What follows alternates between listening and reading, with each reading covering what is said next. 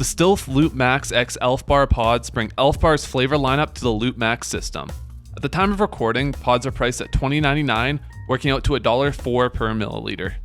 If you already have a Loop Max device, these snap right in with the same magnetic attachment and work with everything you're used to: boost mode, adjustable airflow, and the on-screen e-liquid reading.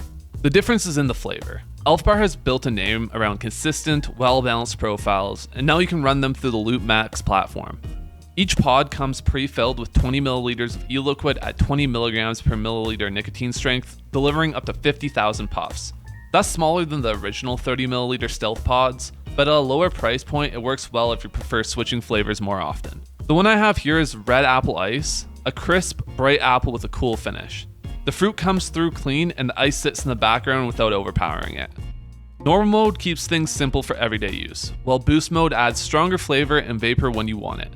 If you don't have a Loop Max device yet, the battery runs around $19.99 and is required since these pods are exclusively designed for it. If you're a Loop Max user curious about the Elf Bar side, or an Elf Bar fan looking for a rechargeable pod, it's definitely worth a look.